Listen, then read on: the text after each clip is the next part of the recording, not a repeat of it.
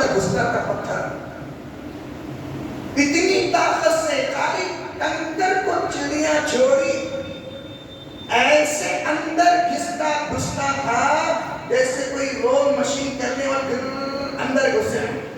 7 ہاتھ لمبا نیچے گھسنے کے بعد، اور اللہ کہتا ہے فَجَعَلَهُمْ كَعَصْفٍ مَأْكُولٍ، ایسا ہلاک جیسے کئی چباتے پورے چارے کو چبا کے نکالنے کے بعد اس کی حیثیت، اس کا مقام ختم ہو جاتا ہے۔ اللہ ابرہہ کے لشکر کو ایسی ہلاک و برباد کر کے رکھ دیا، نام و نشان مٹا دیا۔ اے اللہ، جیسے آپ نے تیرے گھر کی حفاظت کے لیے ابابیل کے ذریعے سے مدد فرمائی، آج بابری مسجد کے لیے کیا بات ہے؟ تو آواز آئے گی، او میرے بندے مجھے بتا تو صحیح، آج جو ویران مسجد کتنی آباد تو نے کر کے بتائے،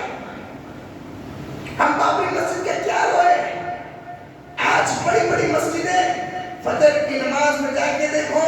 پہلی سب دیکھو، دوسری سب دیکھو، او میرے عزیزو، ہاتھ جوڑ کے کہتا ہوں، اے بابری مسجد تو مجھے معاف کر دے، ہم نے فجر کی نماز کو چھوڑ دیا، ہم نے سجدوں کا انکار کیا، ہم نے تسبیحات رکوع کا انکار کیا، ہم تجھے خالی اسٹیج پہ سجا کر کے ہم سجدوں سے اللہ کی رب بندگی نہ کر سکے۔ اے بابری مسجد تو ہمیں معاف کرنا، ہم نام کے مسلمان بنے، مسجد کو آباد کرنے والے نہ بنے، ہم نام کے مسلمان بنے لیکن اذان سن کے کوئی اپنی دکان کو چھوڑ کے رب کی گھر کی طرف نہیں آیا۔ اے بابری مسجد تو ہمیں معاف کرنا، ایک بابری مسجد نہیں ہے، اگر جائزہ لینے کے بعد معلوم ہوگا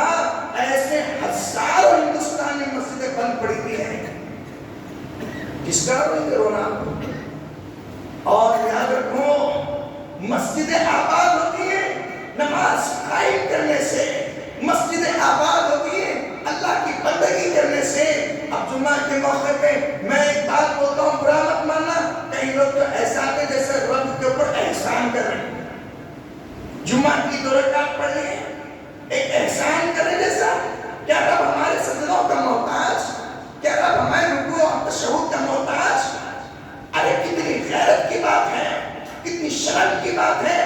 حالات بگڑتے جا رہے ہیں، اعمال خراب ہوتے جا رہے ہیں، لیکن مسلمان ابھی ہوش کے ناخن نہیں لیا، لیکن مسلمان ابھی قابل غفلت سے جاگا نہیں، لیکن آج بھی مسلمانوں کے پاس وقت ہے۔ اگر مسلمان ابھی بھی غفلت سے بیدار نہیں ہوا، مصلی پہ ٹھہر کے میں یہ وعدے کے ساتھ یہ بات کہہ سکتا ہوں، اسلاف کی باتوں کو